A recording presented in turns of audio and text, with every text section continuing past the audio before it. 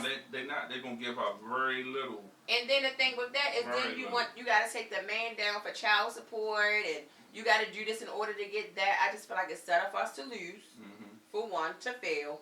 I feel like you got a lot of more black women. I mean, they say the statistics show that it's more Caucasian people that are on government and state assistance than we are, but I feel like the system really have us, a lot of us black women out here, lazy as SHIT. Like, lazy as don't want to work. Like, how can you be comfortable with just, you still looking for that email? Oh, how can you just want to sit around and get one check? How can you be comfortable with just getting one check for the rest of your life? Like, again, now, if you reach that elderly mark, I'm not talking about nobody that's at, like, retirement age, which is, what, 62 and over? And I think they even moved retirement age up to 65 or something now. Something like that, close to 70. Yeah, they moved that up. Yeah, they even moved that up. There, so I gotta be damn near broke the fuck up before I get my money. Before you can retire. And then also too, it's like the Social Security or whatever. It's not even guaranteed when we get up there that it's gonna be in the kitty. Exactly. You know what I'm saying? Exactly. So it's like I've been paying into that kitty ever since I've been working, since I was 16, and now you telling me that it's not nothing gonna be there when I get old enough to try to. And this is what's the kicker. You know the kicker even too with that, even with the disability side of it. They give you a hard way to go. Because just for say instance, just knock on wood, just for God forbid something was that prime example with your hand. That's a disability right now. You can't do the type of work that you were doing. You were doing labor. I went through a whole bunch. And you're still going through a lot of BS. And you're still not being fairly paid. You know what I mean? Taken care of the way that you should be. Yeah. But if you just for say, like I said, you was the type of work that you was doing, you need that hand in your left hand, isn't it? Your left hand? That's my dominant hand. So if you wanted to file disability, they probably going to take you through the ringer to try to even get disability. This man haven't worked since June. You know what I mean? Like, so y'all want me to just suffer and not have anything, but let it be somebody else. Don't got nothing really wrong. They gonna get it just like that. And also too, not somebody that has a drug habit or addiction. You know what I'm saying? Saying like they have a lot of stuff that's, you know what I'm saying, given to them. That's given to them, you know what I'm saying? And they're still getting high. Exactly, a lot of them do. You know they still are like 80%. I looked at the statistics for that. 80% of those people that's like on meth programs, that's in different drug programs, they are still getting high, but yet the state and the government are taking care of them very well. Their living arrangements, food stamps, all of that. But you know what the whole thing with the meth thing is like, how you going to, replace one drug for another? That's my whole thing with that. The same thing with the pills. And if any of y'all watch my up close and personal interview, you know, because I did become addicted to those Percocets, the opioids. And when they put you in a program, part of the program is they give you the Suboxone strips. They give you those strips, and you have to take those strips. And my thing with that's another drug to me, because now people are actually getting high off of those. Wow. I didn't know that. People are using now on guard. They never made me feel high. I don't know if people taking a certain amount of dosage. It never made me feel high. It never made me feel high. That's the whole thing too. A lot of people don't use the stuff the way it's supposed to be done. Anyway, you know what I'm saying? It don't supposed to be used as recreational. As recreational. Right. So now Suboxones are used to be, people are really buying them, and they're getting high off of them. So again, it's like you substituting this one drug for another. It's like, you know what I'm saying? I just never understood that with the methadone, and then like if you learn the history of methadone, where it came from, and everything, what it was used for in World War II with the Nazis, because Hitler and them came up with methadone. He used to give it to his soldiers and stuff to suppress them for some days after being up like 48 hours to 72 hours fighting. To put them to sleep. To put them to sleep. You know what I'm saying? To get, you know what I'm saying, to relax and everything like that. So it was made by, you know what I'm saying, it came from the Nazis. You know what I'm saying? So they giving this to, you know what I'm saying, these people as treatment. You know what I'm saying? And then what get me is like, you know, we get off a little bit, but they like the program. You know what I'm saying? So what are they programming you for? So, you know what I'm saying? And honestly, and to speak on myself, when I was going through that little program, and this was a couple years ago, some years ago, it was like, they don't give you no type of counseling, for one, which I feel like you need. You come in. Okay, listen. No, I'm about to tell you the steps. You go into the program, it's like a doctor's office, and this is how it was for me, the program that I was in. And again, this was for opioids, and they give you, I guess it's like considered the Suboxone program or whatever. I think that's what it's called. But however, you go into the doctor's, because it's at a regular doctor's office. It's like a regular doctor's visit. You go in, they check your blood pressure, you urinate in a cup, and they give you your prescription for your strips. Well, and it's like you be on a program for like the first 2 weeks. They'll give you your medicine. They don't let you take any outside. Okay. You have to come to them every day to get it, and you have to take it in front of them. And then I guess after you graduate past that point, then that's when they start writing you the prescriptions, and then you get them. But again, there's no counseling with that. There is no nothing. So to me, again, it's set up because, like you said, and I never thought about that until you just asked that. It's you're substituting one drug for another, and then it's like, I mean, you're still getting me high. You're not really helping me. Especially for a person that's really, really, really gone. Because you need mental therapy. I mean, and y'all can call. I don't know. Is the calling line open?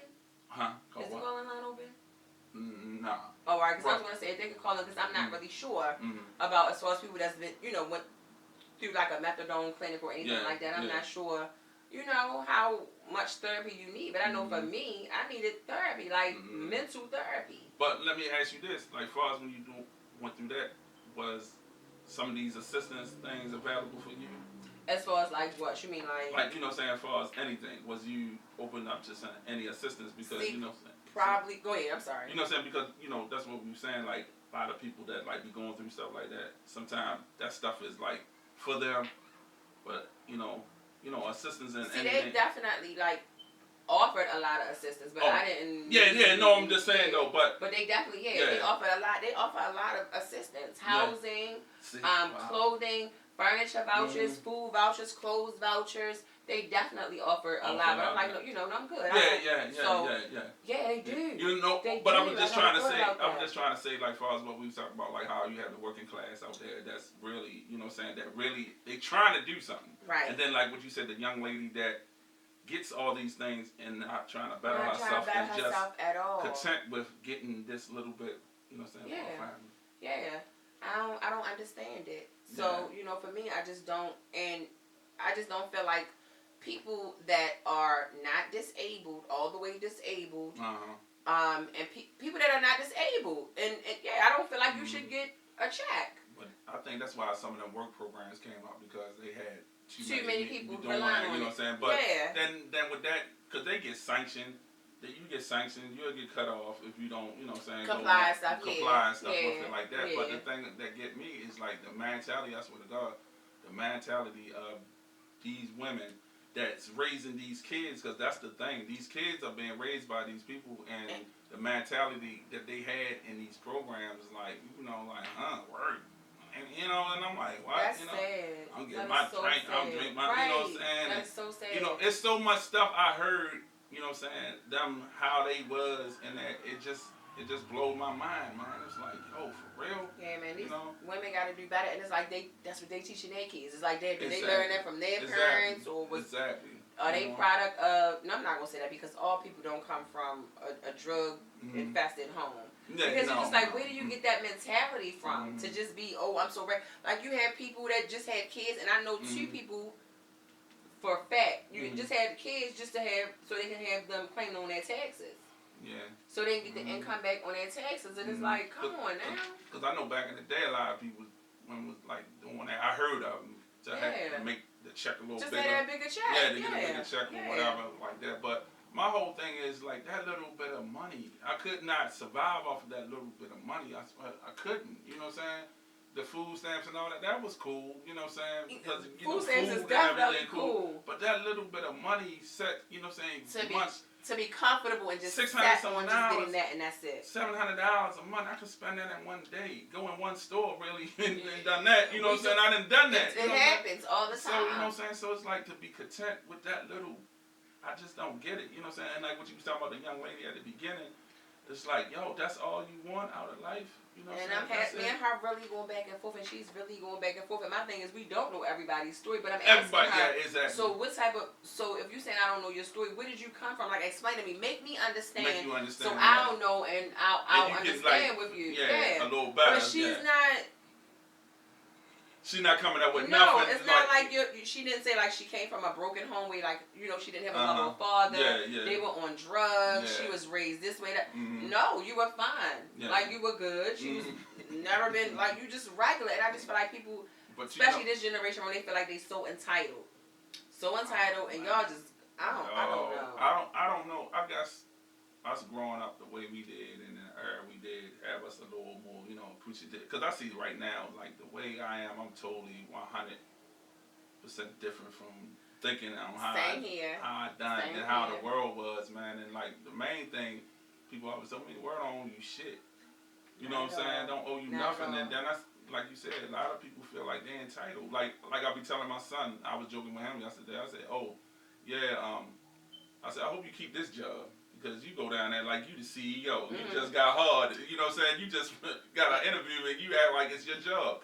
You know what I'm saying? You got to do what, you know what I'm saying? You have to. And I guess that's a good one too. We should talk about that too, about far like people mentality, you know, like they feel like they, why people think like that they entitled, entitled, to but stuff, that's the same. I don't know, that would be a good show. And you know what else I had wanted to go into too that we was talking about, if you remember, with the just going on to the state and the government assistance with people that have like either themselves or I'll say like children that have might have a disability. It can be any type of disability, and you receive assistance for your child through Social Security Administration, not through the state but through the government.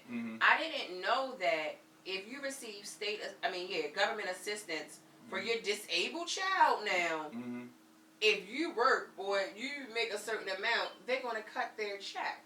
Yeah. That doesn't make sense to me. So you want me to have my disabled child? Y'all give me this little $600, $700, $800 a month. I don't work, and we supposed to live off of all of that. And this